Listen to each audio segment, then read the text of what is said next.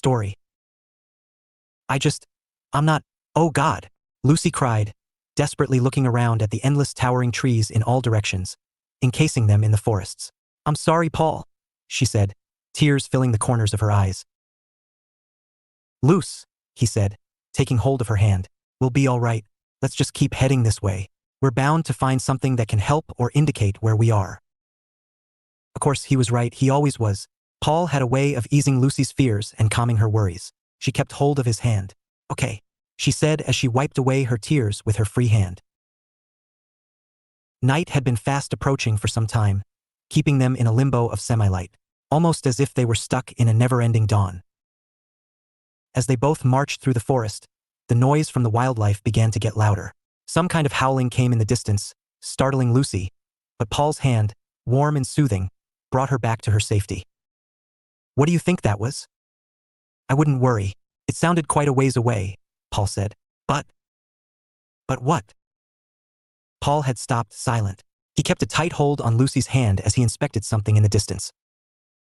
What is it? He didn't respond for a moment, still locked into a stare with something far off into the trees. Lucy's eyes could only just about make out the tree trunks a handful of feet away from her. She knew she should have brought a flashlight with her. Suddenly, Paul came back to the present. Looking around them, he said, "We should keep moving. I don't think it will be long before we find a ranger's cabin or something similar." They walked on, further and further, but their route continued. They could not find any signs of human life. The night had surrounded them in a dark blanket, making looking for anything impossible. "We're going to have to make a home here for the night," Paul said, wrestling his backpack off his shoulders and lumping it onto the ground. "You stay here and see if you can find my lighter. I think I had some cereal bars in there, too." "Where are you going?" Lucy asked, her heart beating faster and faster. "I can't be left on my own." Her brain kept screaming. "I'm only going to get some sticks and whatnot to start a little fire. That is if I did bring my lighter." He laughed, momentarily touching her back before walking off into the darkness. When Paul's footsteps faded away, Lucy felt genuinely lost and alone. She could only keep telling herself that he wouldn't be long, that he would be back at any moment. Paul's backpack was heavy and filled with all sorts of things, but fairly quickly, she had found 2 cereal bars. Lucy sat against the tree trunk, unwrapped it, and ate the entire bar. Paul had to be back soon. Lucy waited, but Paul didn't come back. It had been well over an hour. He must have gotten lost.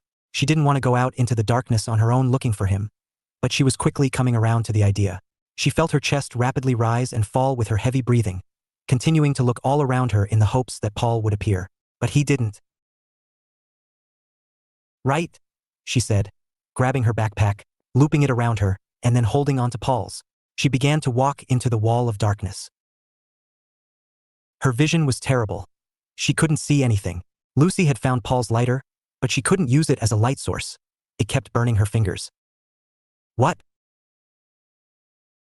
She stopped, looking in the direction of an amber light flickering in the far distance. Could it be Paul?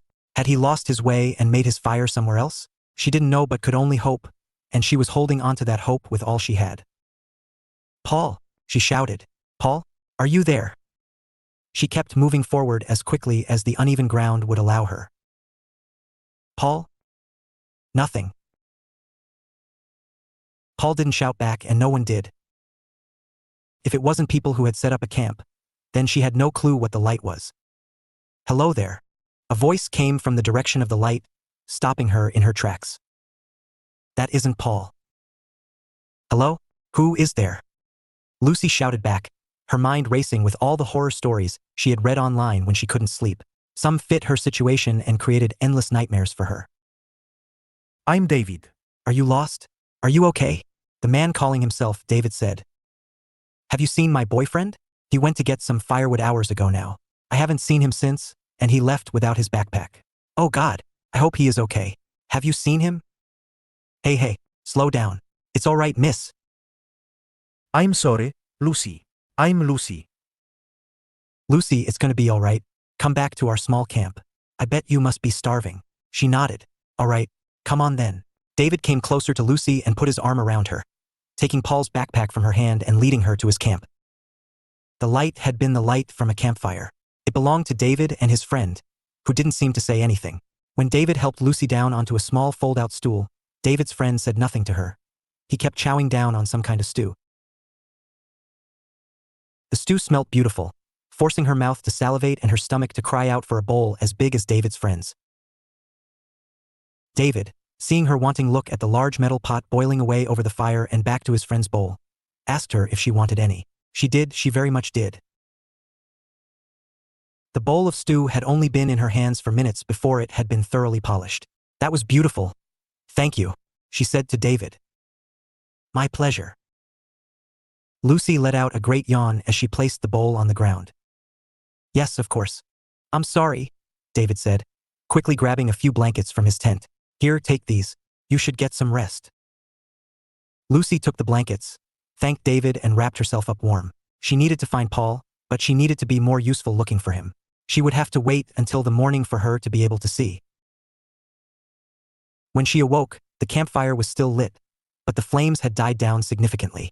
David and his friend weren't anywhere to be seen, but she supposed they must have gone to sleep in their tents. When she thought about it some more, still wrapped up snugly in her blankets, there were 3 tents. 3.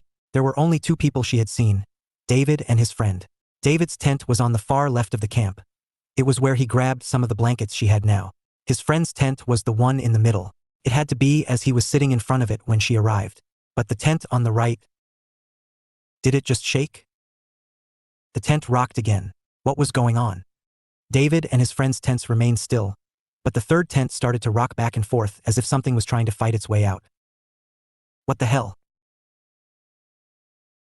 Lucy brushed off the blankets wrapped around her and pushed herself off the fold-out stool she had somehow managed to fall asleep sitting in. Slowly, she made her way closer to the tent.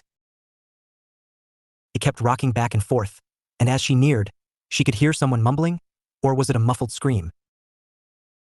She hesitated at the tent's opening before slowly pulling down the zip, trying not to make any more noise than she likely already had. What the Paul? With the tent open and her head peering inside, she saw Paul with his hands bound behind his back and a gag in his mouth. There was a large amount of blood on the floor of the tent, and as she saw it all, she traced over his body to find where he had been hurt. Then she saw it. His leg. His leg had gone. What has happened to you? Oh, my dear. Lucy moved over to him and pulled out his gag. Oh, Paul. Paul, I'm so sorry. Please tell me you didn't eat the stew? He asked.